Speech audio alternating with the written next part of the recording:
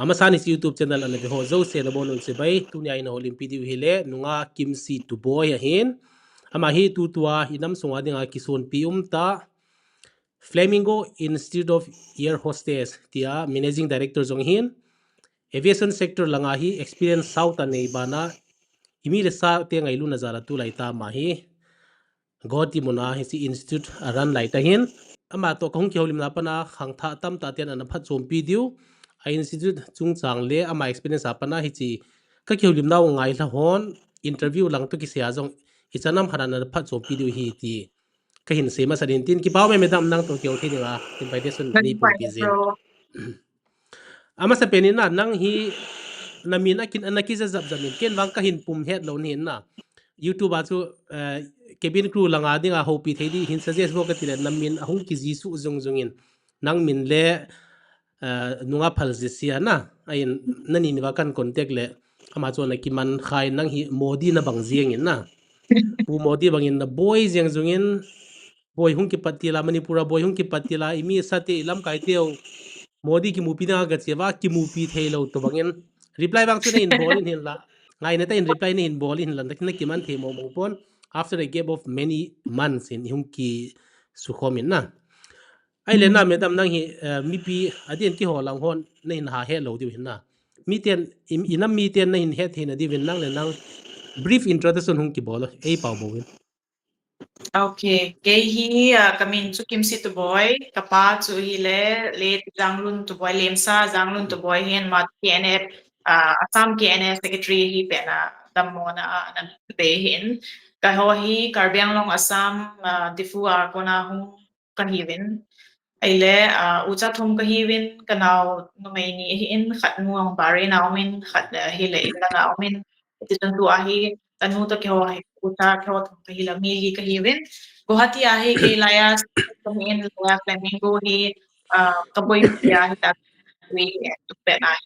ka personal career ato hi alson jere sa kung kipanin so panin ka terway sa more than 10 years kung somwal kung in 15 years to bang hi in flying career hi ichisu briefly I stated to hi kay background to anan sei chu na pa chu ke ne a secretary na tin na ke ne e zau pot pole ki hola hon army a kan la jeng hin na hin la ki hola hoi thinoi mi ki thanom wal wal tin ke zau pot pora alas na e le f a zawa hi le chun thinoi hi jeng hin hela asam langa hi kuki national assembly na kuki national assembly hi win ichi CSO civil society organization zo hin tin ki hola nga hi ke ne ki tile thinoi hin no langa hi CSO no langa ke ne hi ki hola nga dinga KIM kukin pi manipur equivalent hi ti viewers te ka hin he sa hin tin ai le madam na hin na school hoya na kaya class izat chan na simam ti hi halkhan hin su schooling to Nagle na chomkhat Nagle na kana pian on kyo hai kapa hi government teacher headmaster na hin ja su komon ke he Nagle na kana pian win kana masal ni ono min amani on chu ti conflict jen an pe khain je le to hin mai thum ka hi wen komon ke wa chu Nagle na ka mu wa ele naga to hum ki boi phan wa chu asama mu win echa pana chu kapa kanu ta chu asama difu schoolat kong kaiwa college ko hita saya and then Mumbai to like degree to lekasim to job pol kan ko ya ko na so pite mini boy na ti chu 93 naga galai chu dan ha mai lo li hoi chi pen naga gallo karbyang longa kamu do wahi karbi to puki ang ki boy ken enten hicha chu school apana amo he last day exam hi wana chu exam pi achi wana he hum ki le talo amo apu mang pai pai wa hita chu alung bo ka kila ya cha ko na chi ho he uta tho kai tila chu patal ni ko ma kai chi na nau te hin na lam kai dang dang te tong kana kyo hin hi la ha si nom be popin cha a tha mai me ha mai lo wala al kha hi torture bol tho wan na he nam torture ball chu like ikhana thi chema alol kya nahi chu to be honest that it's so not ipon like a zin bullet na kita na direct one time shot so ipon zin na nam gen the hi win ito bang inato hi gam tum hoi pi hoi ni nai lo ziu le ilam kai ti hong kisu nai lo zi zong hintin adia sinin economic condition a down zi zong hintin na economic condition Yeah. hong up phan le hin ipi pilang ki bol zong le mi te vet thei khat mi ten za bol tai bol diu ti khat zong hin hi cho la ding nang zong na thei kham kham in to pan na hin la hin ai le class 10 hoi an na che ya iti kuma na che ya Content itu manja kan mo hin manja kan auto ni bay masanga chu manja ka bon ba ko ya ala mani hung bay pana chu kan mula ka pounds manja nom talo pana chu ti fulanga kan ki chon so manja aju class 10 manja baptist english school an ki tin cha chu kan ka chai he 2002 aju kan chai aba na 11 12 la ipi stream an na lun ham to science kan la pana but degree lang achu khat na to ka ko phana chu khat art ka khelu ta ale ichi aviation sector na air hostess an hung lun hi ne min life mo mo na hi ham ai lo wa le ita by chance a ken the ha sa jan hung lut kha dan ham je chu aim in life mo mong ti lo chun pania ba pana bright student khana kana ya chu like double promotion ngan kana mu si ya chu ka pa hin mizo se ho family pate banga IAS I PPM ho cho he try sa thi ai na ti hen ai ba kai chun like ka ve na le kyo ucha like mi nga khilo ka pa just basic neo khat income ma hi ta chu ai na ho kha je wa chu ka pa ki thopi ba di kanop ya chu like ama data line na chu chi ta lawa hilanga cabin crew langa zo khong ke lo because hilanga chu le agan call pass idia na in to le so min san pai le in sung yong ki be pai yang thei now te hong ki be pai yang thei hi ja chu yeah to aim in life mo kong to aim in life to hi wa chu like I think circumstances yeah but I did not regret people ka kis lo pi because kam ka goal chu in sung ka ki thopi thei ding ka now te ho ka be thei ding to hin yeah so ka kis na sei dan hin nang le nang hung ki vai cha sa hi so hi ki pom lo di hin na pa hi no headmaster na tin atata ay ko impisan taton lo mai the but then mi nga just kapa high headmaster bit salary just imagine mi nga ucha nga plus kanu thing like kapa and just small I think zugu ha the hum bit so salary chala ya e cha to manage the to thai lo wa here government na ham private na ham government na hiya tin le khat naga to khat phana tu kapahin medical pension anikila a pension ma chu ho like it's not a full pension ji ya so a pension zo ho ta so a hi ding dol hi lo phana chu ke chu alien pen jong ka hi ja chu chilanga chu kan ni ke tha ta hi ki pom lo hin na ji cho nong chu pa ka het sa lo chu hi lo le nom lo di ya ye chu man junior science professor APP ham ho competitive books ho ngen hin hin cho pi ji like cho cho asim sa ji het cho ra cho ki go sa ni wanga ke gel le coaching ho hong kai ding I so lang ge ya hong ki go ta ding ha cho financial strong hi ngai also ke gel ale hi ka gel thai lo ya chu ama het lo a je re sa chu ka chia interview interview ka ga zao na lol hin na zo nu le pa thungai lo ji ti to bang hin na to an se hi ka pom lo na khat chu ipyam ti le ki hola nga hina u cha som le khat phawa nu anu hol lu ti na anu le pa hol lu ti hovel ki hin nang na pa hen ma san ya ka vai cha sum le pai thla sam tyo chu sei jong sei ta lo ding na ban le khonung teng long na sei ta lo ding hin tin ale to an se chu hi chu ke ai ka chu zo tu hello government tolop sanga u cha mi nga bo headmaster in lai chu vai cha ki ti thei lo Iho he makaling me tai lo chu kapa naute ho jong ka piu kan piu to ke ho ko ma cho ten kan nu naute ho jong ke le khasim so mi le khasim chu ke ho tu kan yo la na lai wang ma ka ni te ho jong pi han hon ka panel te ho jong le khasim ho chu chei lo cho chu mi chu za okay ni salary a vai cha ko jiang u tele na vai cha ma jiang ven hitin ko itin to Why nan se dal chu dal dong kan ye zolo he dal ko dal lo he ani kin zolo Christmas ang fan so ani ki to zolo he bro ta ta ka kyo lang hi dal ki ti te hi na van gam me to wen ka gel ji vin na kyo lang hi chang pa po ho ki hon jin tui ki po ti ho vel na he cho hi ha sel hen thulu che di hen khang thu hin su zo din na air hostess a khang thu su da hing lu zo din to nan se chu life I think a very relevant hin na se bangin nang zong civil service lang ading ahong ki day ai wanga nangin in sung vai chat ni zia cabin crew lang na lu na ti chu like mi hem khan adin zo om jing in na men propose and God dispose aim an ide zo se he pathian phat sa na hi ji lo hin na hi ja chu nang zong mi gel bang nen ko te hindi sa bang hile na mo lo hin lo the na ai ba to chu nom lo sa ti ding ham a hi lo be khana na ga lu na le na line na hi kha na the dots are well connected ti to bang khanin hungum zoi na ki pau ma jengin ai le hi chi na interview a hina first time interview na ga cha he kumizan hi tam ai abanin in advertisement su ipitin na mu kha ham ti hin se yo Jerry su online na ka apply so Jerry sa hi ka to masanga hi SL wora so 1 month ho ka to so SL wora tong dinga kana uma kana to ta ila ka loi nu hin Jerry and interview of holding here ti o in het sa so ka loi ho chinu Christina hwe ta ma Christina kira he kulim na ka hoy ama chun apply bol he te ti hona ka apply hona ka ti hona pana ita to pathian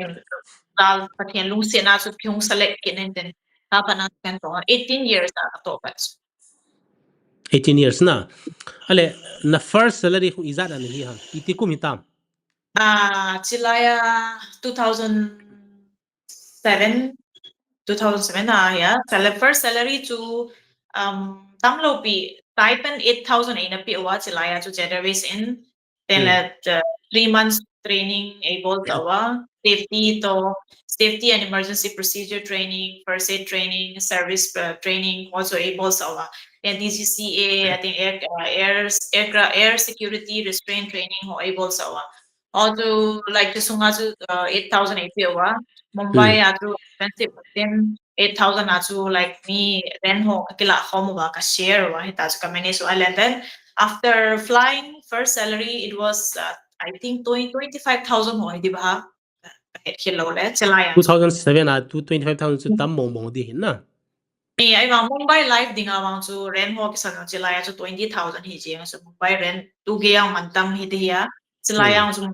mantam ba ya so loi ho to ka khom wa ka loi ho ka to khom ki ho to rent kana share just kana manage ham isi ZW sanan to pana pat na nen sung condition hi na vai cha na hi phadoma na muam Padoma so first color TV yung first again in Mumbai apana ka to ka first salary I mean like not first maybe ni salary ho ni vai thumai da ka pola in lang first vacation ka chi ahe TV ka so ante kana teni mina in tunga ki koi mante ka so and chika tu ka asa to black and white TV ka ben so TV black color TV iti ko manana so ne tie akum no mang so ka het thei I can't be sure but then Mumbai there is a kato so first vacation so like 1 year 6 months so 2008 around 2008 vel na around 2008 vel color TV na ni wa hi le chun ana khang to ma na hi ta vin hi chilaya chu cable an hi ham ai lo le antenna ni hi ham ai lo le dish TV ni hi ham antenna hai so ta hai kana page you so I remember clear na dinga a thien lo pha le hi ta ki pe le na aba antenna chu go phunga ki hung to hi lo ham a san chana khu amat tam aga gopunga ki ita hai ke anaki gopos anaki bol jate le ke hazy jo itham khana he ya chun picture jo clear hi jai itham khana he le chun clear ji lo ajo a he ya che loi asunga pana aphathe ki loi ita je kana vet jo aba le hung thien lo te le TV chu phang ta ki beng ji na na kyo ne lai zong khuti bang an hi na eh free mi ve di zong le DD1 DD2 na channel ni bo no min abanin advertise atam zo hi jin film khat ve na ne chu mi thum ni lang pi du hin na advertise skip ma sam thei lo ti dan hin lung he lo min na in sunga dia na to do ho to hin nam pi level ai hin la lu di hin tin na ai le Z Airways a kumiza na to ham kung thum le ke ati di dan so akum li chan na 21 years ka hin hina Qatar Airways ka apply ka chi interview. Qatar Airlines ne apply ni tisu iti dana na ne apply ham ama sa nunga phalji se na sei to banga hin na ne apply aku sumna pi masad ham ti hovel ai lo le dai ga na experience hin zero Z Airways to Qatar Airlines experience Oh, from okay. interview na Qatar Airways to ipizina kana chi ham tile Jet Airways sound to pate cha flight ho ke bol na choi banga Mumbai ka omle Mumbai plus Jet Airways hi le Jet Airways sun domestic tamzo international homa international flight ele cabin crew dinga hi international na ha len chana chu na income tamzo because flying allowance per flying allowance nakipe zia bana layover na bol ding layover meal allowance on na muji it's also nangin naki save dung zu ya na ha save the ale nangin naki save do di yang ti hinten jab income langa ka be na le January sa tu ka save do thei be lo like maybe 10,000 lo le 20,000 at the max ka save thei after ke rent ho lo le kanao ke no ya nu he ke ko ma ya ama college ma mo ama expenses ho ma ka hisap le so ima bol itang ka in mon lo mon lo kang ga bol ding itiang thei lo it takes time time root ding is that terrorist apana to terrorist like bola age criteria fulfill kahi phana 21 years kam kiya to da ka apply ka bola interview ka ti na interview ka ti four rounds ho ta mai lawa e to sawa and then after 2 months joining letter in Thotnawa kachi kachi na chu main reason to destination Qatar Airways and household and then income hoizo chiji ach kana chi mostly destination to money ja kana chi yes na to ding zo se hi mostly money hi zin na money su a lo thei lo money a hong ta mai le a thi ding ki zong le ki che jeng hin na yes ata bro na ka se ke zong tu a dia para kong retire a hi CV ho na CV ho ki ban sami jin tin kolan bolte ngol le sir nang ki ho ko ma tong din ka hin de ve du da na ti vel hin se ten le how much you are expecting ti vel na is that expect am ti vel hong i ten le I'm expecting around I'm expecting up to 40 LPA 45 LPA na 45 lakhs per annum ti ovel ki season tin negotiation omen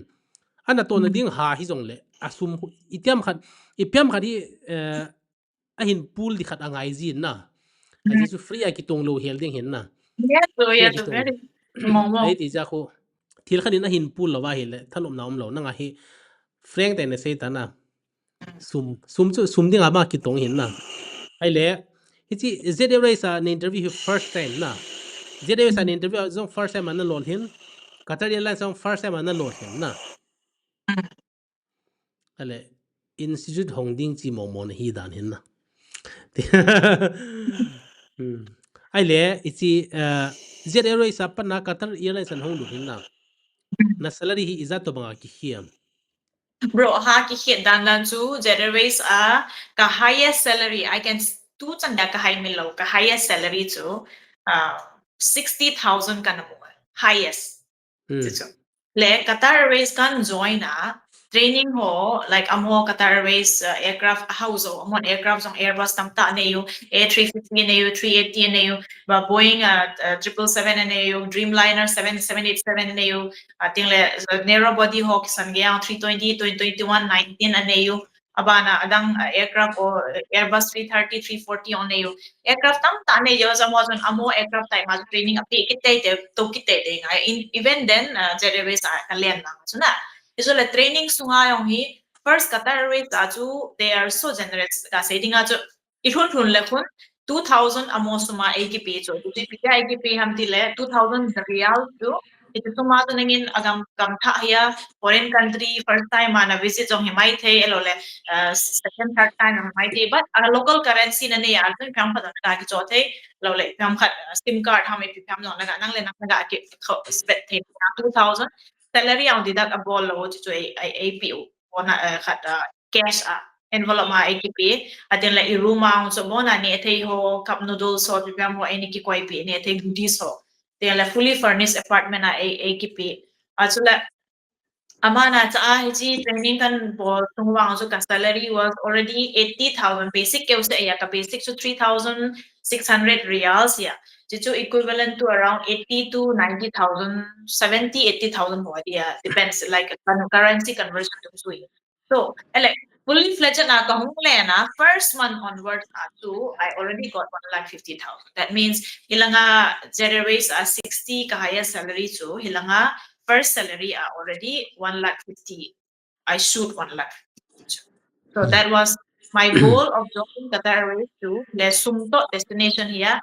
and it was fulfilled. To be honest, yeah. And dito facilities too. Qatar Airways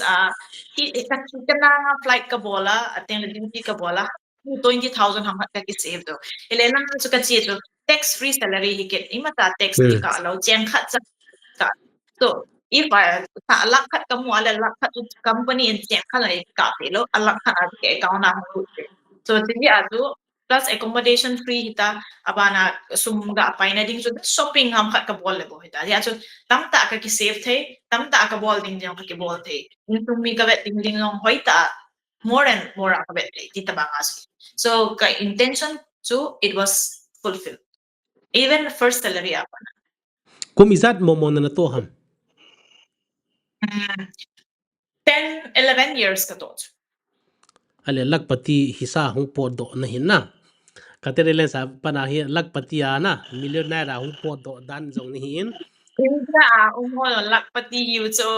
bro na to ka keu pi pa already lakpati chala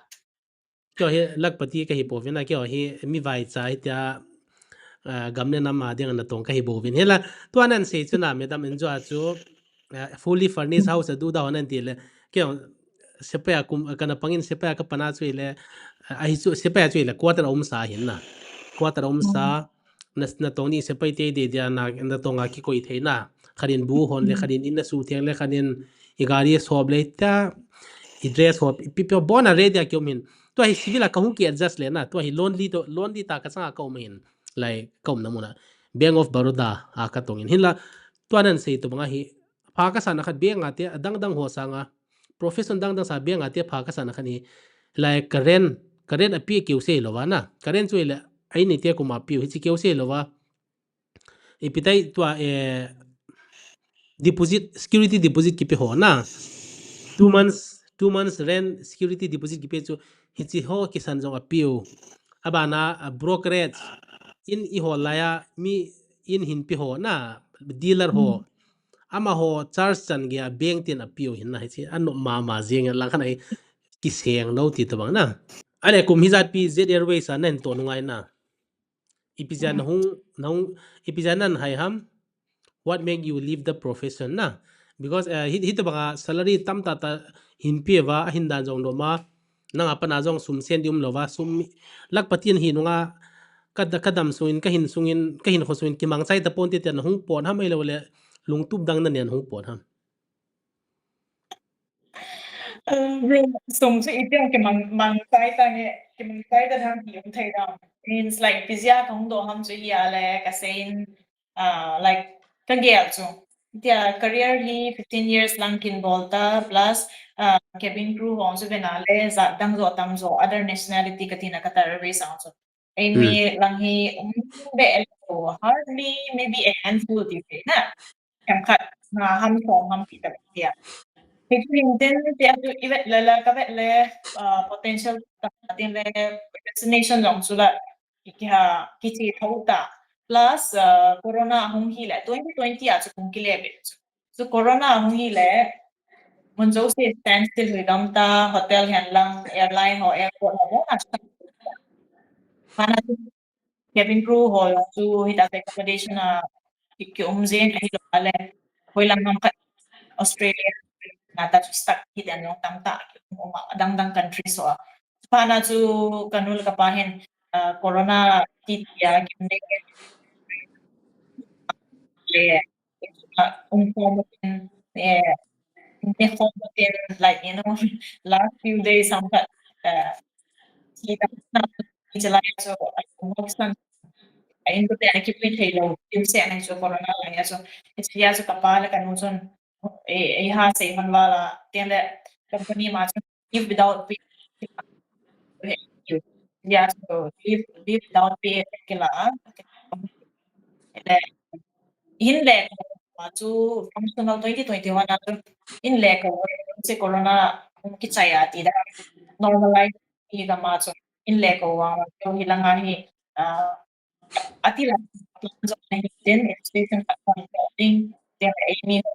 potential thing that ako youth also to guiding experience of weekend then thei isim hen itu hinten ya tu corona ang hila kung do la chima sanga pa na ka plan chichu anahi in back of my mind na institution khat le khating chapang ho ta khat ne kai ting ti ge la kung do do wa hi corona settle down ka na ke chichu kai kono ati na so why me wala chichu to ai Flamingo chichu so corona anahi da la chun kung do lo ai the ale hi chi corona lai na hin se na corona lai hi na lian talo hin ai banga na sale ho chun hin pi ve ve ham ai lo le na lian lo wa le na pi lo hi jiang ham leave without pay want to ikat lo ya ekip lo pi no no from no but no leave no salary a basic chan ge in an pi lo na basic dong lo leave without pay hi ya chu basic ho trong kha chu basic pi na chu hi ba I think business a down pa na ti na corona chu ka len na ho ima cha flight so kam ta lo basically business ka lo ti na here chi ya chu for some months, if the basic salary is 18, like 5,000 has 6,000 reals accordingly. It's like as okay, current to cabin service director here. So cabin service director basic salary is in a P and so leave without pay. So for some months, ay bang ato kung matapos na tayo na pero para to hindi so basically don't keep it retire because business Tuboi a lot of business down here until further notice so para 2021 I think August September la di ba na nung kilian nung thei tai already hilang plan dan kinita institution set up jisu kada feel hiya kita na kinhan lang nila hilang azong mo sa vai kiding dahil ta mo kiding pang kaya ang kiding siya so lang lo so patay ka lang no salary like ka amwa ilaya direct nga zero ang kipat to ai chi corona hu ma na covid hu ma hi na basic pay chan ge nan pi te lo ai banga na ren ho be a piu ham ai lo i ma chan pi te mo te lo ham kung do so was basic pay kipi ren mo so accommodation anong lo le chun kipi to lo i lo na sei dan chu lo nan pi lo pa na hung do hi lo wa na hung do zo wa lo nan pi te lo ti dan na leave without pay akong do that's because lang nga si yung long like oy ma sa flight like in ay dalaw dalaw ya so laya ngo ki mo thong to ka tia leave without pay ka chi kong to ale ti tian hung a chu na in chu pitin nan bol ham nei na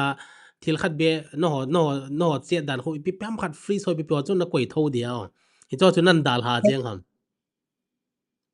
e chong chong mo nei fully furnished in ma zo eh se ti jo so okay fridge in ma zo se eating bo food bo ki cho nang ai ma won ding ding ki nang ma von bo to na galu ti di dan cho na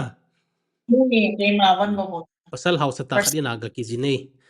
an na sil na ki wona dress zo se to galu ti dan me me na galu dan hin tin ai le iti dana na iti dana to flamingo institute hin na hin pat kha ham what inspire you kitile na inspired to hiale atila pa na hekatar way sa kang to aho ako hi mission cuts ongoing it's also student ho guide holding then job giver leading unemployed tamta youth yachu job giver funding training feeding job feeding also ka kain bol here Jia chu si Flamingo hi institution hi khung set up. She can set up na yung studio main reason chu mi a ho thei bang a mi ho hi adi sana ya kian thei itam mo bin sa tang ho sang ha. Jia chu ti kan hon do ya. Main intention chu hi. ai le ichin an hondo hi na chang anan hondo jeng ham private coaching center to bangta banan hondo jeng ham ai lawa le lienta incorporated tiding ham limited private limited to bangta ma hona register an hin hondo ham Registered मतलब से legal under corporate law वो ना registered के बोला क्यों hi to bang idea hoya padan na la ham ko nan kai nan कहे पुए maybe kalungia la humai tay plus um kana to so I was always thinking piti ke bol ham so kana gela and then execute the ball phat lu thovam so mostly sum loot jadi as sumalu na ala so obviously it takes time sumpal na din aso something like ilang lang ipipihan mo Google license wala to na din so channel ho so it takes time and it involves ai le china tua ichi flamingo institute hi na changa na ran ham ai lo le mi dang jong na la ve ham hi to banga na ran hon so okay ka team ho hi from 10 teams ka hiu to marketing team uma abana administration team uma abana faculties trainers uma ating le dang so hi le guest faculties ho connect diba scholars kanaiwa counseling team kanaiwa so we have a team achang ta ki bol thei poi ka te institution ni ka sang sa karan thei lo so I need my team on tum thai te ngai ken la dang kan her halo je jong tin rambo gal kap to banga chuna kap tho je ham kan tin na khuti lo dang chu na hi join a phai ai le adang hi chi adang dang sangin nan to an coaching ka ti kha pe pen PIS ki gel kha ham na air hostess institute lang hi hal khat detail jemin ki hotin amala khang tha te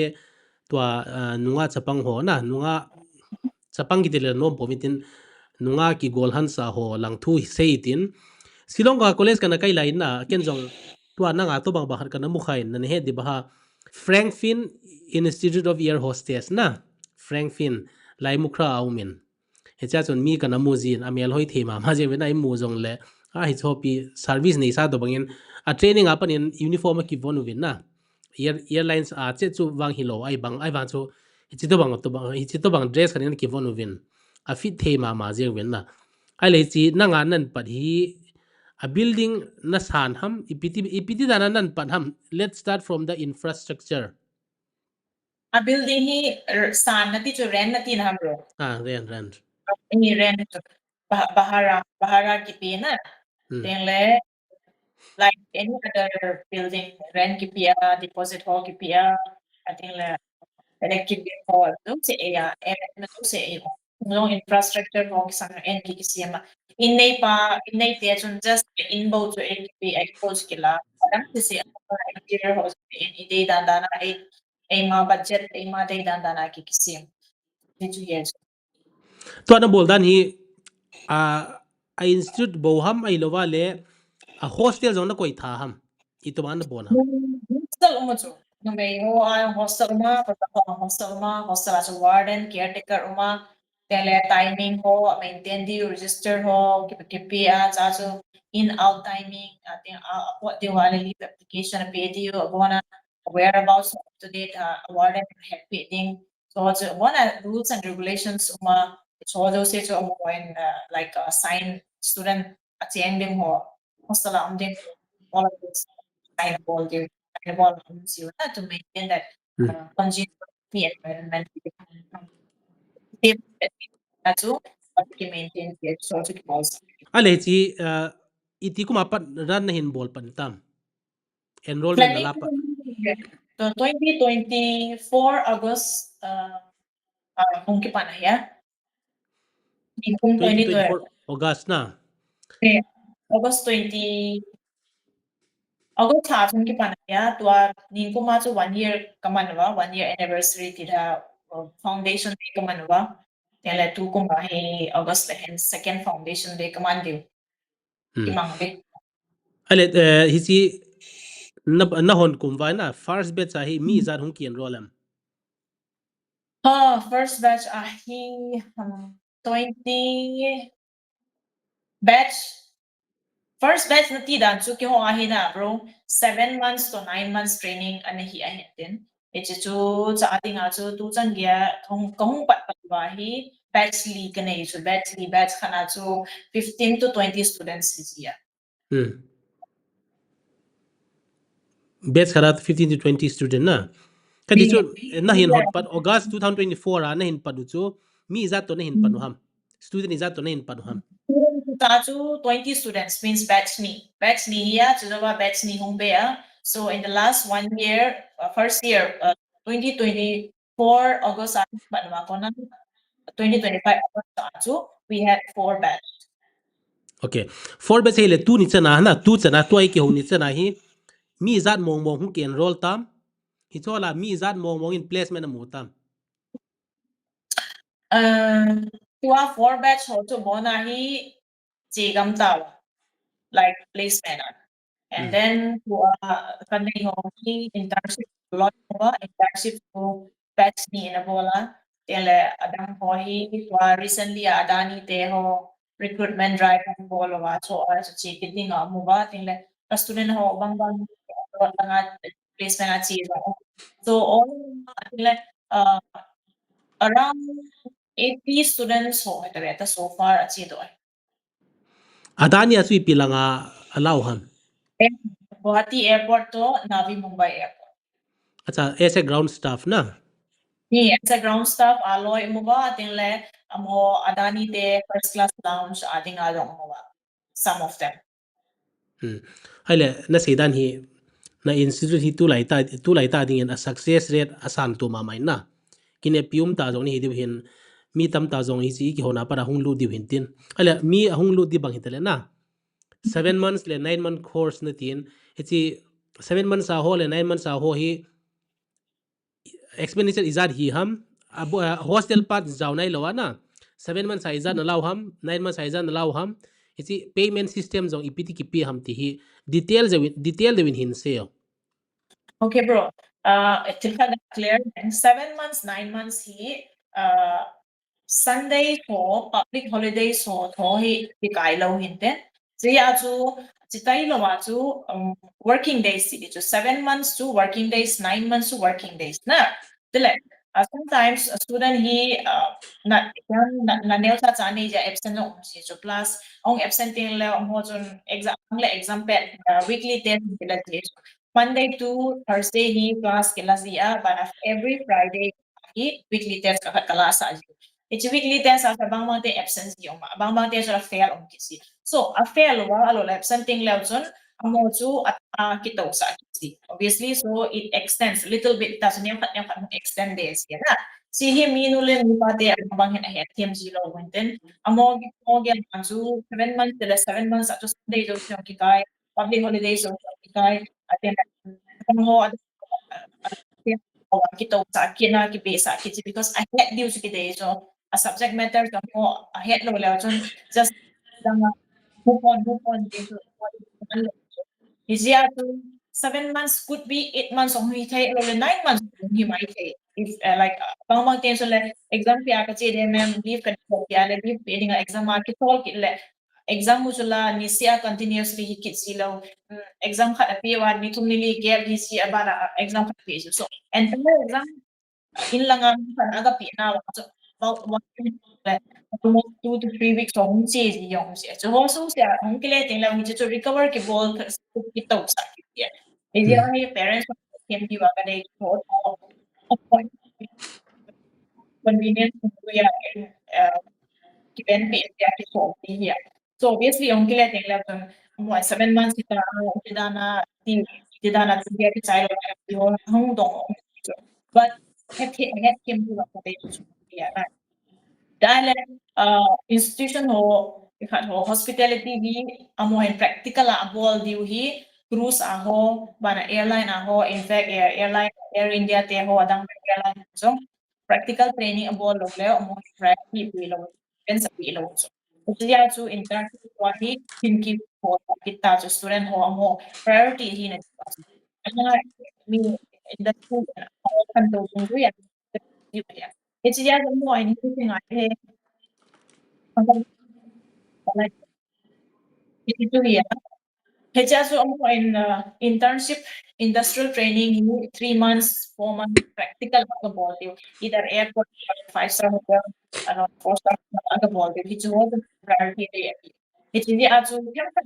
practical training for loads of more other low. It's the also so then ki bol 7 months plus 3 months 11 months almost. So na 10 to 11 months. So it's the abang parents of internship ma ibala so ngai ham ipu la internship so ham di boya bang kon cruise ading na kin ibala nang in 5 second na so ham yo kit ale cruise to ipi ham ahead 10 kit low dan so cruise atong ding sun 5-star or 4-star hotel la experience nei so candidate must have 1 or 2 years experience in a 4 or 5-star hotel. It's also more to 4 or 5-star hotel la ito sa hi isol kile amo pe abang bang parents in head kit silo na head 10 kit silo. Experience na dinga jo ating STCW hi cruise ating ato ay kit boy mo. Ita so amo training ko hati ako na mihizar kan solve he kita Delhi to mo. Ating so kit siya dinga alam mo training iti chan gya itu chan gya na chai nai lo ipipiham like ahin say so na ahin say yung so abang mang parents so chun understanding hina aus abang mang so na head him so iti dia tu olong he kahin he sa si dia song so because kay hot kay chun amo sa pang hot so ken kadai ding na kanop chan chan na so industry ni pi ngai ta nam industry ngai ta so ya mo head now still itu dia hilang itu ngai ite hilang aja ka solving hilang aja su na ka bolong ngai amo ikat zuya amo ya ko iti het manage jadi aja to apa na ka training ho 7 months plus internship 9 months plus internship jadi aja 11 months almost 1 year to 3 months but theory plus practical down the time which is because working days because sometimes student mo hi absence bi wa tin le amo parents on has hilo de cha parents meeting long ka calls you so parents meeting ka call you to kids ya na it's so hende it's just a student ho when it's yeah performance mom head up maybe ki ba dia attendance dia isa dia punctuality mo mom so to kids sa mom si so it's ya to ki bo ya to hi admission ka bo long le to pa na bang hi legal guardian anei te te ai ta so legal guardian in case ko ham khachulam ka lang pa na ham khana ong thei lo ang la go hati ai legal guardian ai te te legal guardian khat to hum di it's a legal guardian chun student performance student maybe alo la irregularity plus ham alo la punctuality ham ho heading mo pudin khat so ai ini mandatory bane dia tu parents ong the ola ma legal guardian ong legal guardian say pila legal guardian na ko si kaya tu ala thei ta so na hindi tu na ya hi internship dong hi bidang ni na solo so bidang kon institution na solo le they are full time to mo pila ke ho ahi fee ka bo that means student ho an extra kadang fee ngai JS is a fee pulang hi cha hi internship dong ki and Design la wahi ko course fee wahi amo hin ipipi amo di kang tiala aircraft flight training ao student hoy ka puis yujo aviation student na so like aviation student patsun ilaya practical aircraft mock na panay na so mock aircraft ile ale halo so there are some limitations jadi also airport na student hoy busy kay ilo kay to at team en kapun ya dahil mga aircraft sumahiti ki ball si oxygen mask ay rest X and him down one and give us it's a situation and you want to adore it yeah already into exit window exit door emergency Although to feel the other kibet yes, because some students ho he abang bang hin ania ba pana flight le kalo jong hung so na George ya so mo hin isai tho ala le chung le TV alo le YouTube khala video ho avet sa nga chu amo ta ipuya amo ta chu hiti ta ivet sa I feel sa hi le chung amo dinga chu he na chu dead it's ya chu chong ka pe Jadi di Northeast ada nga kaya Flamingo and go student mo may live training flight activities ya. Le aviation experience ko swimming lang ki PG swimming lang ki soldi ya so boy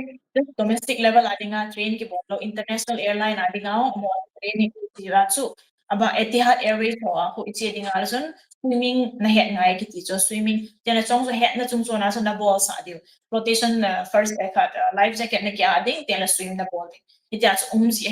ya so yung so ki ho ya so mo swimming yung aviation hospital sa dia hele Chichu tayo wato theory and practical classes lahi continuous class siya hospitality ahen lang tel aviation ahen lang maso siya tayo wato uniform ho na ki tayo wato mo hi ahin tayo wato toward end ang hi latin pala practical mo where real passenger real customer ho ata ho to build you right order alole start a ball game hicho ki bon sa ya hicho se tu training ahi ki chai sa ye chu ji ahi amo parents get ki de ye chu Nanti chun 45 days sam khat la 15-30 days sam training ki bol sa ana think ki mo so le hoi ma chai het na upload ya chu ama hotel ho 5 star 4 star hotel bang parents on hin hotel hotel mo so holding ngin na hin na foi ka cha te ti yong chi cha bang he ko in hotel ho collaborate ka ho ka tan 4 star 5 star pura internationally branded niya like tradition hen lang vi wan tan atin le novotel hen lang Taj Marriott hen lang also te gampang ma ang Guwahati ang India sunga joy amo tabang mo hotel mo chu unjo sia tall thing di ba so hotel mo ay mo 50 po sa yes ya so internship abol zo ti la sun amo he ato ono mo aso po pa pa te so intern nga to stipend ang package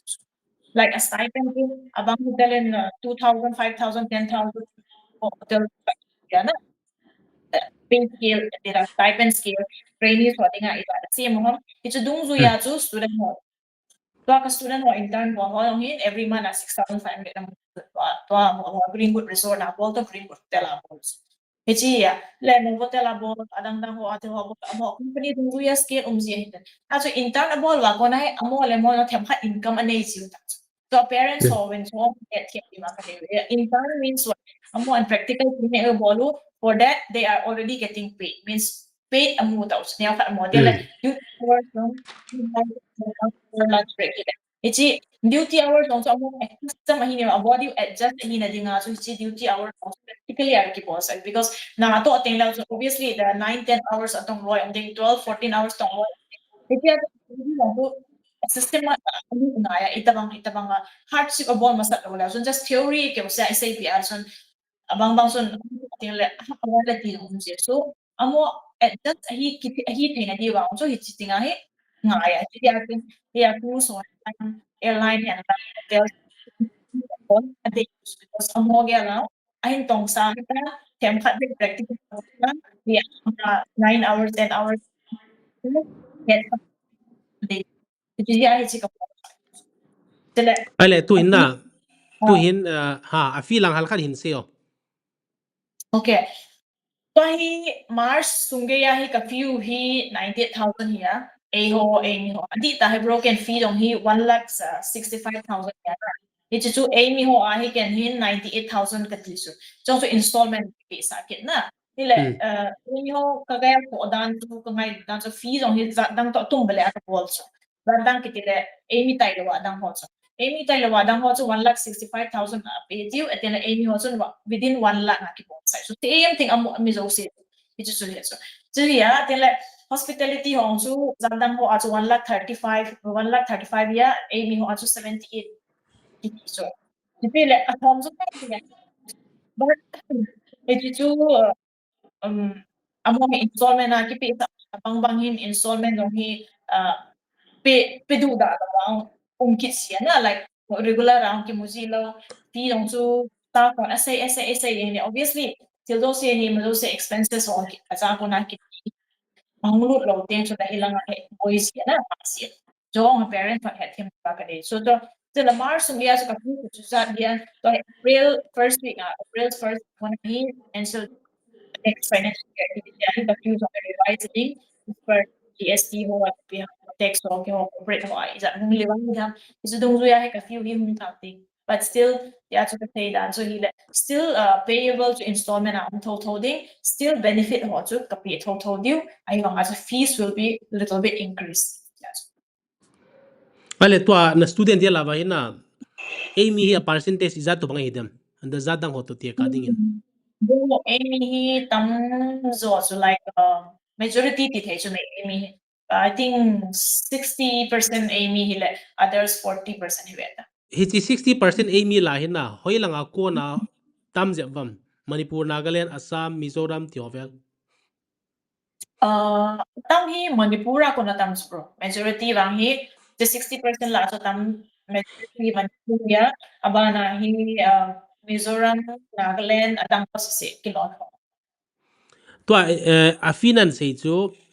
a institute a bo ham ai lo la hostel ato na sim tha ham. Institution above so. Institution above ya hostel chu hi le 7,500. Hostel ho along na may ho along. It is again bang chun like 10,000 na umna again family they mo to sleep ma sa mo day dan na hey katina so budget issue hi lo chun 10,000 na the budget issue ala chun 7,500 ti ho. Om dan hi tum masang laya advertise ki bol ho to banga 7 to 9 months plus internship 100% job guarantee tidan an bol ham. Henge bro. Ale na tua na instructor te hi EPP qualification ai na ni ham. How will people trust your institute? Okay, ka faculty ho vi bona experience yan here same industry hospitality trainer pa jong 10-15 years lang experience ita at si industry air ground staff ko hotel tangka to this year then aviation actually again grooming like in faculty apana PD trainer only all around 20 years old na treat me PD na trainer nung Lipika ma'am. Keho institution bo hi ata Hindi trainer ke koya because ka student ho kasi chula 60% hi non Hindi speaking tidham like Amy Mizoram tengla Meghalaya Nagaland ti ho he so tribal in hi ha so winten so yeah so tribal ho so mostly Hindi especially among bet jong kyung Hindi it's yeah Hindi trainer ka koya Hindi trainer kaila wahi experience Hindi trainer nulong hin government school Ai le tu lai na nangin nanga na experience ikipalang hin say ta na college kay pumpumin tin Mumbai nanan tong ina banin Z Airways sa interview na gitsin na galunin Z Airways sa panin Qatar Airlines na galunin na itin nanin tongin ai le nangin coaching na nalakam kino coaching khat kana la chu hi banga institution chu wa ani ki tin te tum to lopi bro haisan na nalaham 1 year course 1 year plus chu more than 11 months om dan hin na say dan na air hostess cabin crew alun ni ai coaching la lote direct a kilu thebe lo ham katina chu chance be lo ham no bro a smart ho chu mulut na chu a smart ho ka sai ta su na like English jong hoi ta ki thot he Hindi jong fluent nei thot he abana ama jong like personality to like see khai ngai lo mol ngai lo ti dam like how to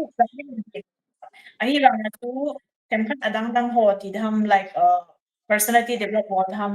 English agil ngai dam Hindi fluent hi ngai dam ho ding a chu coaching abola le chun training la to la lo chu there is a difference it's ya chu ording a choma a choma okay ale tua hi a response na public apa na response hoi thawa na muam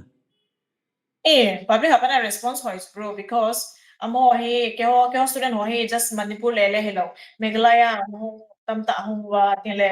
arunachal ho hong tam ta hung be a tele assamese ho jong to hi in phone jeng na like iten batch ta pandham flamingo hi na yeah ale si na hitin nang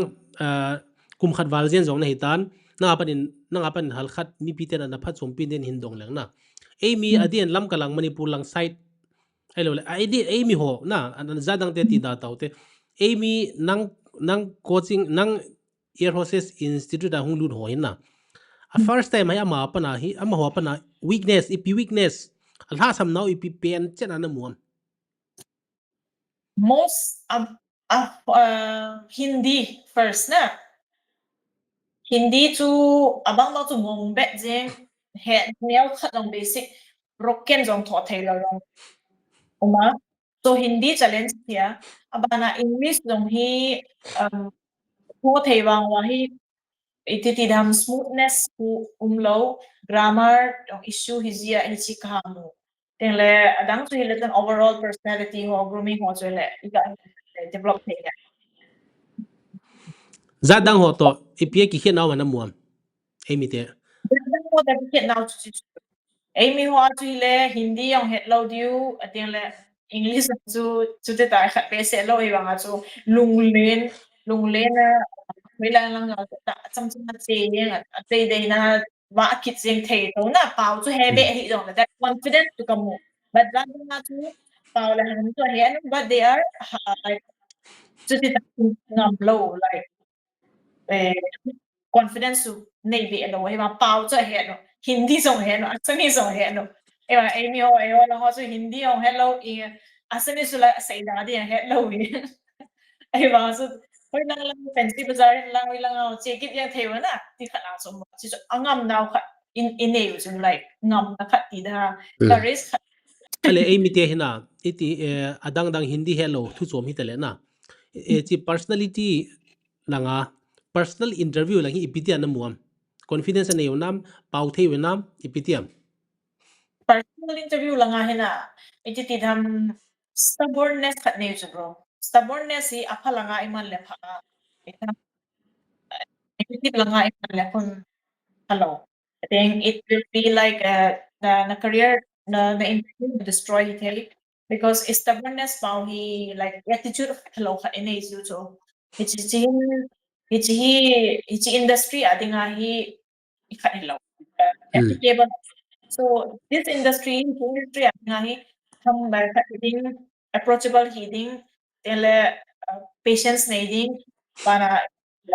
perseverance hiding try ding khat ho inei maya itu ku inei be fe anei yong umu so ba anei lo enjoy hindi pau nan se le na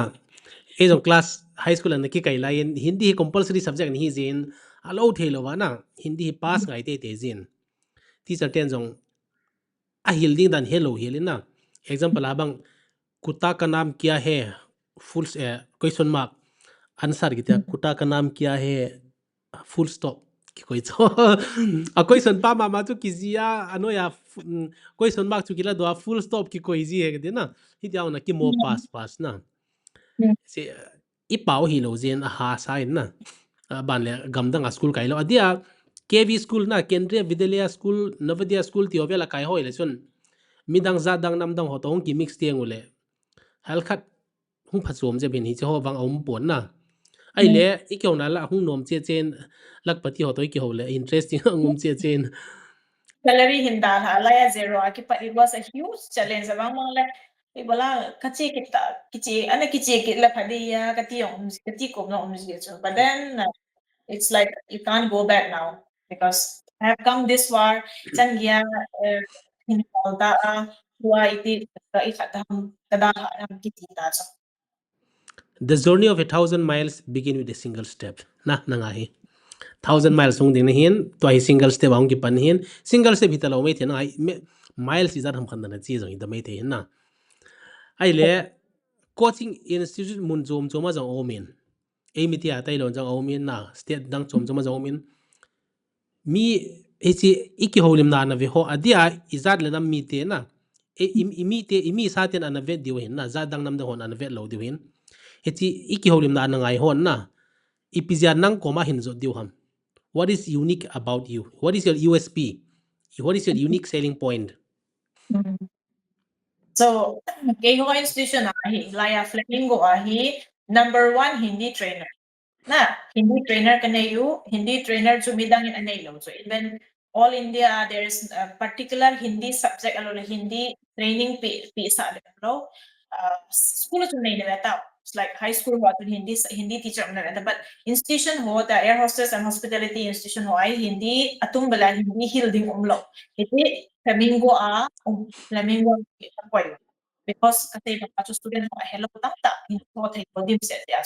tiala Hindi to la dokar hikit interview ho India sunga to ding hen lang hilong le ma yang Hindi and English ani ya to hen ai dai dia tiala yo institution Flamingo ahi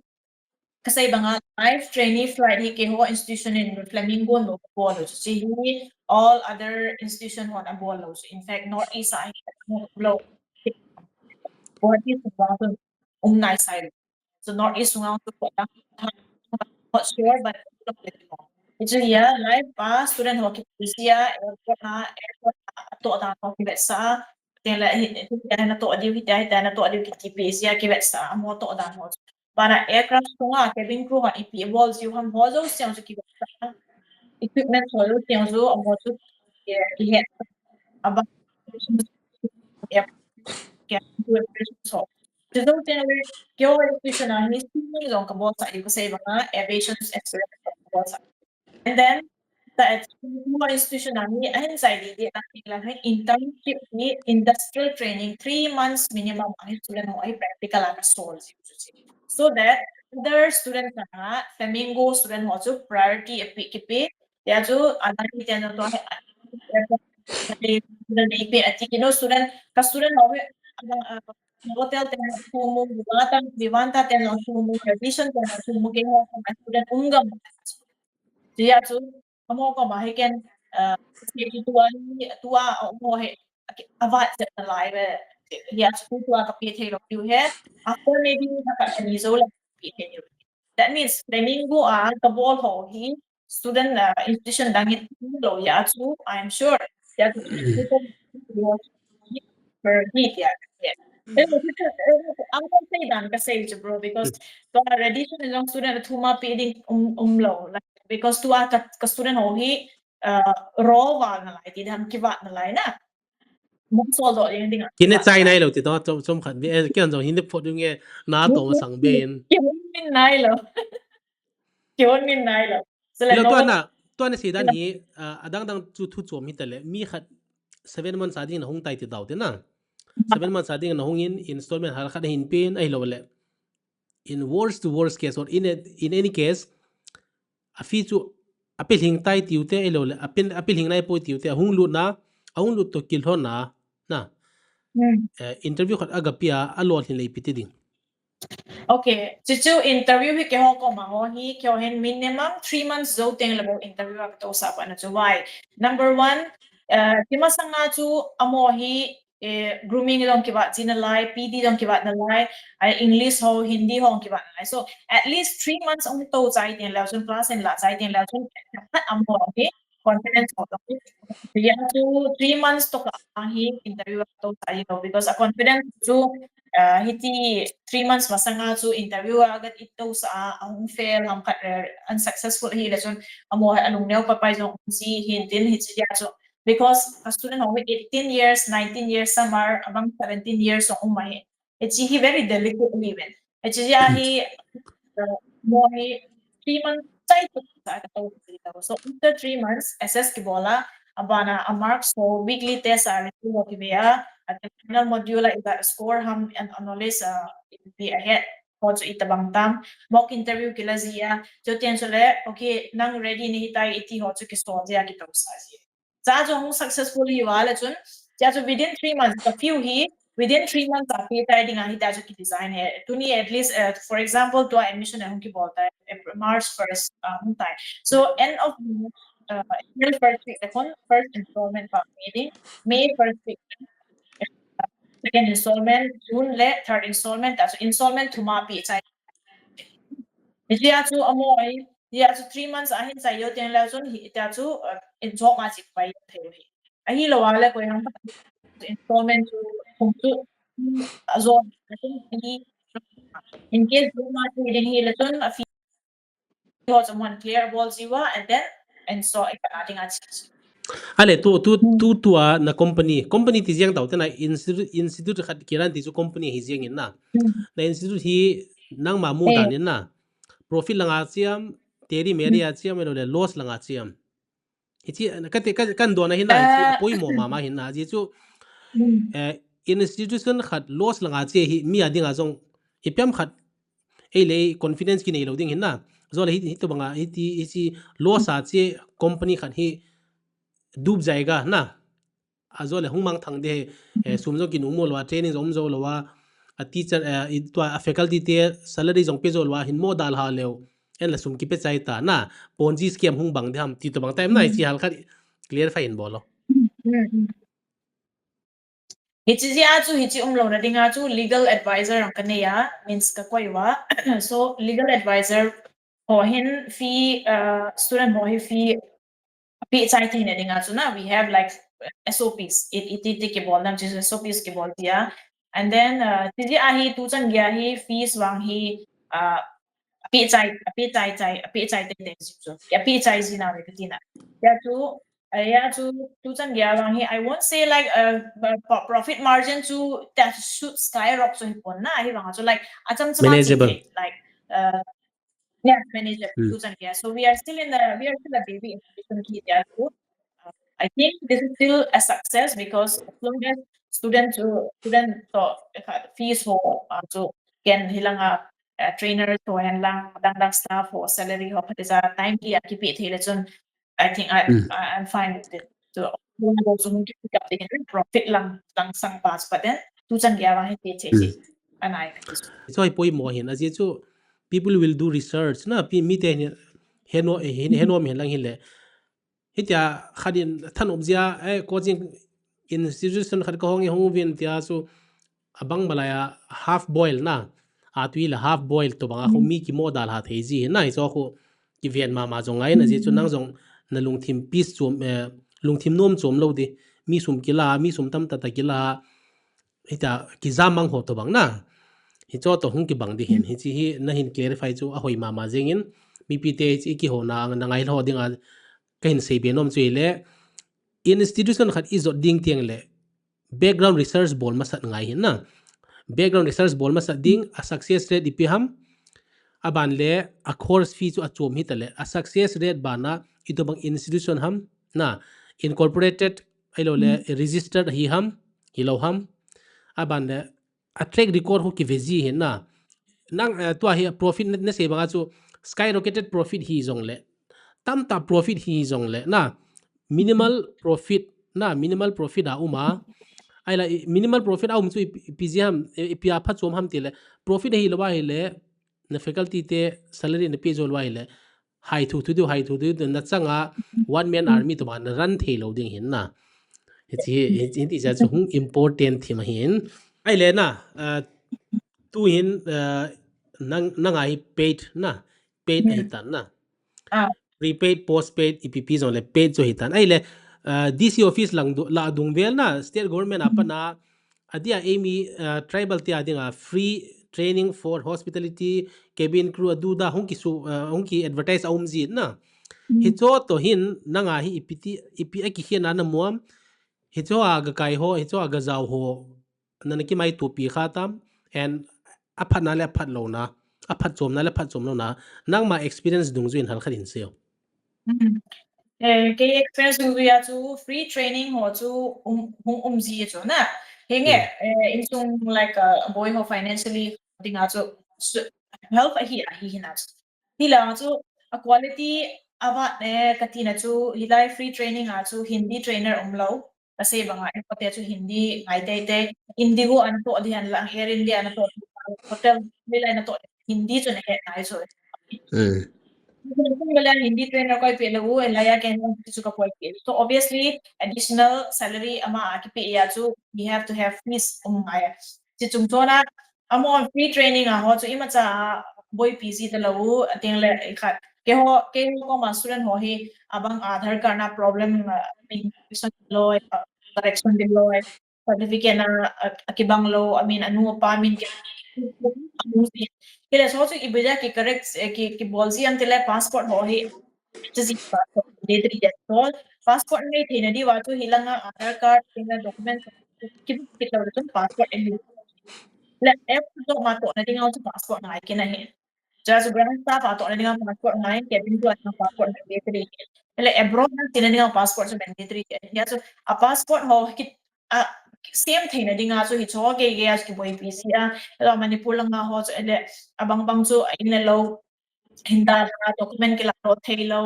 le document iti ho so ong tin ya so abula pa kana hin polling la do ding hin khating so ke as ki boy pc a hin na abot ken ka ti po hita like boy na nei ho chi ta the document issue boy na nei ti ho so ki boy busy I think it's all adang institution na boy piding nong kataasan po hi so e ho so e mi ho manipur situation na hi so ki boy pi extra ki policy hin so e de si tayo lo chu free training na chi ho chu hi ale free aga bol sai ti le placements of boy pc ta po and placements of mo and bang like maybe 1 star, 2 star, if you no star hotel ham khana ta mo because amo as government ako na sumikila awitan amo government mu azu hoi place ra pi le to hi chi nga ko dinga me goals to hi bang tin le jong so umkit lo hen so placement also pick it low just training about after that khali wali hi it all ya to free a che hong chu feel to amo kita Wilaya kita observe mamang to free a day lo kinin nila nga hong long min ke ho Flamingo hong kaya min dele Delhi a training hin bola hong la nga ke ho ko ma hong ilaya khat chom khat training a bol zawa cabin crew ke indigo then Delhi lang hoy lang training yung hinda ha free hitam free lo hitam pay hitam hinda ilaya ke ho ko ma hong career hong ki shape ma hilaya placement mo yung umani kasi ato Yan ang more personal choice in kakoy tayo. But then, Flamingo, kung kaya leton hindi, if you can review, one, para dokumento wa problem, yung mo, kasi ibang hari, policy correction ang pag-ito review, hin natin na passport ho, sim na ading at so ngay dyan sa bolte, buwang nga ya, kikito busy, and then, fee also lela installment basis sa picket yun abangin kasi ibang so like 5-10 times iya pay so kinin itaso also say to keho hin separate na differently akabolo hin na it's to other institution na umlo kaya free agabolo to placement long so kasi ibang so anywhere any ipyang just standard umlo quality umlo kana na PSU to a family there mo kika just good stay here but he also kamu observe kamu as entirely a decision na acquired. Retraining na iti mo one week, yung apay na iti mo. ale ikyaw na la hung nom che chen ki thulu che che le hung sao che che din a che na lang a hung lu ta tin na to hi chi nangma coaching institute na nangma company nangma training institute le mundang dang a che thelo che zo lo ni le cha ki hol tom na nangma high school kai la na vai cha tu banga vai cha ho na hi cho adinga ahung zo lo ho adinga ama chama ama level na ipiti anaki prepare dinga na vai la no mam Ama chama hung zo lo na ti dan bro like hilo wa nang ko ma hung zo lo coaching kila institution na kai zo lo ina ma le ma ki prepare ki go ho na la su pa ya mo holding adang a son it's all holding dinga a ip advice bin pi no mam okay holding a tu tilkha ga say lang ke ho hi recently last year to asama em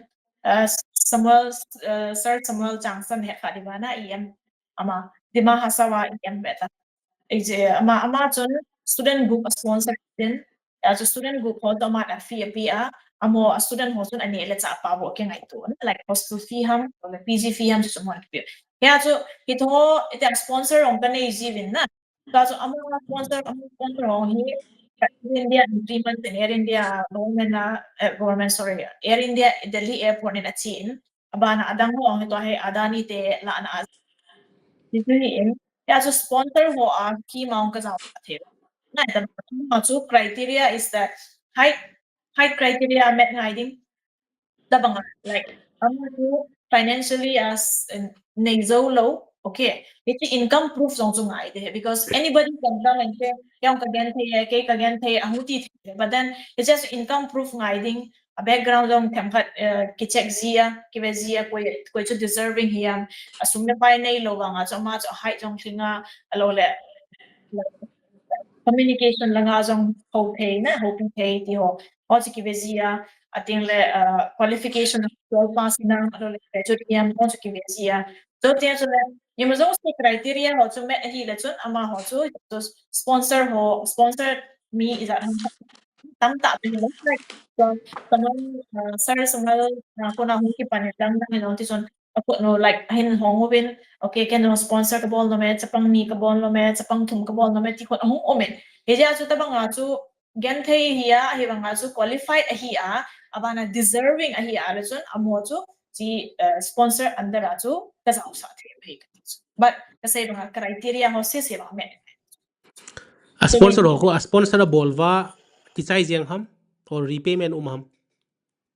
Sponsor bo lo chun payment api u bro payment api wa Lo ka account sena chu payment chu piu hian na ale ke hi ilai hi chin nan sena hin let me be the devil's advocate na ke ka suggest nom na khat hi okay to Samuel sang sana theory ko lo a suggest sponsor bol chu thu chu mai tai na ke idea hin sponsor chi khat bol na bol heading in kamuin na chi like ka business idea ka hin share na jong hin tin aban le viewers ho adinga a phat chum na ding nu le pa ho adinga phat chum na din jong ke ma kalung thima hong kilo khan hin sailang sponsorship chi khat the han lang chi khat chui pam ti le example a ke hin mi thum sponsoring e kan ti di na mi thum chu nangin mi thuma lu ding zat chu ke koma mi khana hin 90,000 a hin mi thuma hin na 2,70,000 hi mi thuma lu ding he aban le hi chu ading in tuanan se a criteria chu height ami dovin amelo hoin a pau the movin na education qualification lang khutin khatin thuta hi vin okay hi chu thum chu ka sponsor tai na hear me out as a devil's advocate mi thum chu ka sponsor tai and there should be a bond mi thum ka sponsor chu can free ka sponsor lo di so 90,000 per head ka sponsor chu nang koma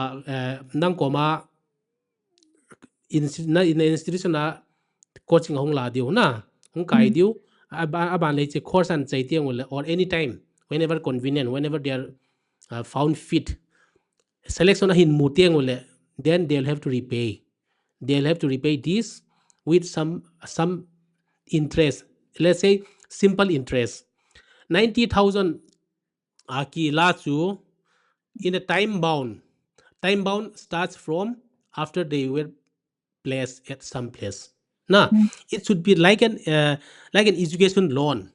in a very minimal rate of interest 90,000 nare chona su khangdi tan na 90,000 is just notional lakan la hin na 90,000 mi khat ka sponsor chu after 1 year ke hapoi after 2 year ke hapoi but earlier or no later than tiding ham lo ahin nei va pat tolo ba hin san va para repayment hung ki pandiu within 6 months ke poi na it is to fix ball di negotiate bola lo na hin mu tolom na hin sana pat within 6 months na 90,000 la chu 1 laga na sa di ti to bang khan na ti to bang le hin mi ading zo phachom ding ham aban le mi ading zo affordable hiding ham amo jong hapan thediu ham then there should be a bond na ipitia na gelam is it feasible it's no it will be feasible if the student is loyal katina chu most of the time if it is si hi student ho hin na hin to ting lam hin because salary is obviously you cannot hold. The HR will give it in their account, na. So That is just the honest, one company jadi acu kenjong monthly ahisa kapili hi alole 2 installment paying alole 4 installment whatever. Itu cuma in ikatahin bola oleh tu, chances are that you will not get it back because institution doesn't hold any responsibility in the han. you will not get it back, bro. Because HR comma say kinala HR in that is not my lookout. That is the candidate nang hoki kapitai 80 kitle aiding achu like agent imun ding umtalo because you cannot hold their salary. The salary on imun ding hey go ta chun 20,000 per month hin betai or 10,000 per month hin betai. Example kati chichu bond to sign role zong le there should be something like HR techon keho account na direct head na ala like 10,000 minus abol wa account na 10,000 every month na hin head lechon it is fine ahi lo lechon a company te in anok lo wa company ten amo direct nga salary ka alo lechon aiding as amo an kita atahin pi lo it's not Like so hitana giging sa lo ho so ahi lo de hijeng na ke chui le like a le king ai lu na zala ka ti thu hin it's a very good idea, so it's very good actually, but I just want people live up to their words, Katina. Live lo do na hong kizine pai de la bang azit ki zamang zelu le ki chai de na Yeah, ông này nó lo anh tita mà không kỹ là son we just become like alone as the entalo so this la na the entalo mitam mo mitam nu na su ki sotan nang ina thim thu le lin lai leng kit po nge ti to bang na khat ka ti chu hito bang society structure mi thu ta te ki hen lang ai lo wala koi te ki bol ba bible jong hiding me chang jong pe sa na lai ding hi chan gya ki bol lom mi en te na ko ching la na dinga to nang se to banga fight and forget na American te missile system fight and forget ki te khanumen enemy te galte teng na galte teng khu em na bolding na kap ding nang man na ki jam mang di cha missile chun teng a thai le nai ta zui di fire and then forget it amale ma acha maum di ti hot ma khu mi sponsor ding in aban nung he taru ti chu no hot banga kahun nei zo te la kan bol din ke chu ita invest plus helping to invest helping and invest jo chu ile ka tha nom thoin na aji chu mi khat sang ni sang som ni kho lo chu alak langa mi nan ti thopi ning ti chu unless na family tin ten ho na close very close relative ai lwa le na ha sa di he bidanga denga ai lwa le ken mi khat kan sponsor ding nang in free ka sponsor te chu free na kai sa di ai le chu ka thanom thimin na ana say pa na proposal before ana proposal pa hi thei han iti la chun we need to have one guarantor khat ending iti guarantor chun example investment bot student kuma amo na en to ten na pi na ding chu amo family side na somebody have to be a guarantor like student loan education loan na ten na guarantor na mula na pa service itu tu guarantor family ken la ko na pi de stemdi ama guarantor so hiti ken amo na pi lo wala ama na hin pi lo ken ka pe hiti ako guarantor no sign ki bola so itu tu umding so court affidavit na semdi chizo ten la chun ama na to do ten la itu tu chedi ta itu so legal notice cheding ni wei cheding athum wei chan na ke no response that we have to take it further ti khoi di ta ko ke ho phala ya zola ki sa da khu anu mai nu anu nga nu hel wal wala alas na agolang pan koilung se thim thu lel ta sang in ki sambo ching loi na hi khan te ti da ma ko investment ta sang in kot lu na the be hi cho hi kan lo di na ka si chu feasibility mi ki ta hen lang na aje chu hi to banga lakhat le ki ai lo 90,000 peso lo khat hin banda ki ti chuna like ita a koi ding zong anei lo diu ti na hi ta na but hichi ba na zong thuta ki lo na lai diu ti chu na so ki so tan ti ro pi lo dham na ha sa tho chu ki ta na khat lewang hi ke chu I'm ready for it sakting india te to bang ho na yes I'm ready for it ai lo wala for this reason you are out ti bat na hi to bang khong ngom thim den aji chu option lo khat thanom tin ten ai wanga than wanga khu na William Wordsworth Lucy nunga mel hoi ta Lucy kitinu amel hoi wanga thing thang ko to nga chiang hi ja ama to kitu ding ama mel hoi na to kitu ding million milal khanin aga hela ga ki chen pi thei lo ding din mon khu tui khang lien noya sanatum to ate ka to bang khat na hi to bang khat khong hi ding hitan hi chi a solution khatum thele wang inam sunga zong ani kaniye kimsi tu boy bangin sum kani tai ka invest no me ti ho hin hal khat thanom thim diun ka gialin na tung nei anei zau sa zo bro ki pai ke hi ka sum nei sang ka lung thima ka ni hi tam zo hin na da zo ka mo lung thei thei je lai zo ai ka nei lo che ka nei lo banga nei te sang zong ka lung thei zo to tu ma sanga chi whatsapp dong hong viral na ne gro te khari ta ma alung don na pian chui piam til kalung thima sum ka gel za thi ipit til kalung thima pa din ka bank account na ka transfer thei diam ti ho na he cho ko hin Paul de di lana bro kasi banga chu guarantor khat ngai tai te so I ro chun invest bol pa de na tu lo chu na to weta u sir Samuel bol dan style he le sum sponsor bol chu fee pa sponsor bola ai chu ke ho dai ke Flamingo account na api na ele ke ho responsibility chu le student chun direct na mean like after training job ma kala I think job training itu chu hita and anong tele student sun ele pi han ti te a om lo ya so he's okay pero anong sun ele kitnan le ele sa le phan te ti le we need to have guarantor ka ding guarantor chu ma family side student family anu apa ham khat ding it is maybe I don't know mun pa ham khat alo le ipiam khat mortgage ding affidavit na ki ding most likely in mun hila kading because gari ho so tunia ai singa lo de te gari ut aman to cricket ni jo na with time kasi land in mun ham tun de ding to affidavit tem de na ama student hen ke sa la chun sa chun that guarantor has to go through it ti a chun ti chu hi lo chun pe na no mahal chun like okay student so simdo hen job ma chi hen na ti a hila chun like good Samaritan na chu ki chai thei hilo chun good Samaritan ading achun sumkung ka nei teng la ka bol he ke bang chelo wa cho koi Afghanistan te to che dan to banga sum chui nung pe la wala ka kitchen pdt ho long I thei pon pau ma jeng in madam nang toi kyo hi inam mi pi te na adia aviation sector aviation industry le hospitality langa thanom ho adinga hi phachoma ma ding in ka gialin inam sunga hinang to banga entrepreneur and experience and broad minded and very good looking and pleasing personality hi mom be be lo na plus wealthy ti hona ke apana te ka hin pi hin tin nang in na pom le na pom thu chom hin tin ale iki hona I chaina ding in na mi pi te hi chi iki hona na ngai la ho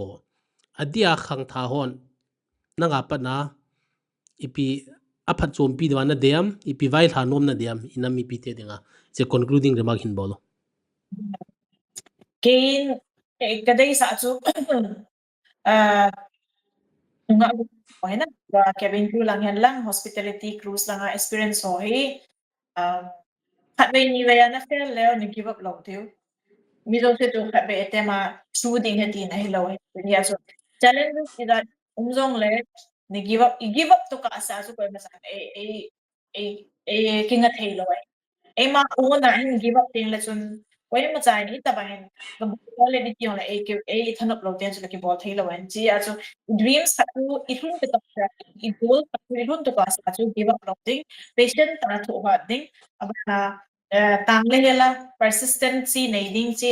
ding ball jing ding I goal I hun to ka sa chu chi chu ta dei sai nei ho ai mi ho lo hi